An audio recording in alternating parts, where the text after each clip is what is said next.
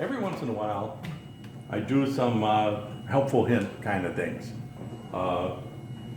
You know, with like stuck ATV valves on these gold wings, and getting the axle nut out of a Victory cross country, stuff like that. You know, if I come across a little trick that can help somebody out, I'll do a video on it and help them out, and maybe somebody else may even have a better idea.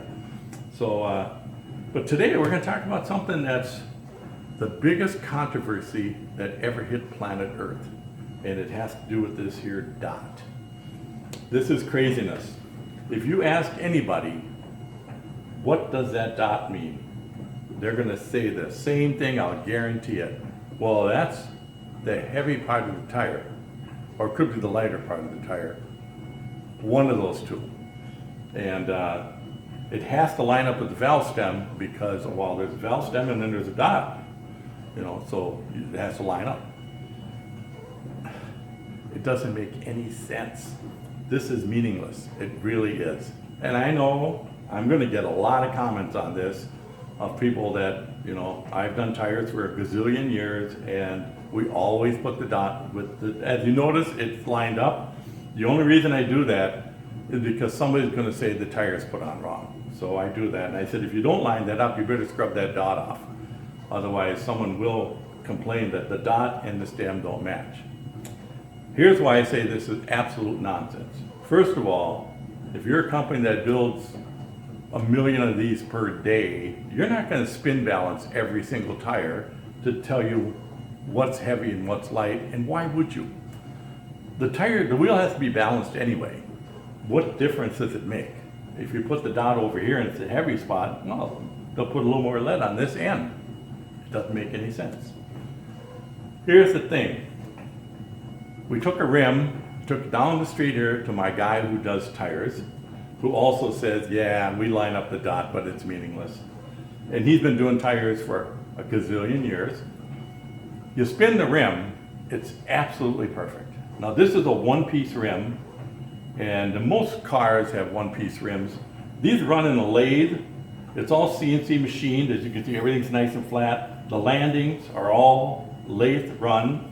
So this thing is 100% round, and it's perfectly balanced. Now you put the stem in here and you spin it, you can't tell. It's so little difference. Because you actually take out a piece of metal when you put the stem in there, it's almost a trade-off. So the rim is 100% perfectly balanced, it's perfectly round. What difference does this make? Even if this is heavier, who cares? No matter where you put it on the rim, the balance is the same. It's just nuts. I mean, it's just one of these things where, like, who came up with this crazy idea? What does the dot really mean? I honestly think they got some lady who's got one of them bingo daubers, and she just randomly daubers wheels. I think that's it. I don't know. That's all I can say. I have no idea what that's for. I've never talked to actually anyone other than a salesman or a 14-year-old tire tech that will say anything that's meaningful of what this actually stands for. And if it has two dots, sometimes there's a white dot, there's a yellow one. I don't know, are you supposed to drill extra holes and put more stems in to match the, I don't know. And then what happens after these get worn off and you gotta take the tire off and maybe patch it or something, now what do? You don't have the dot. I mean, the world's going to spin backwards. I don't know what's going to happen.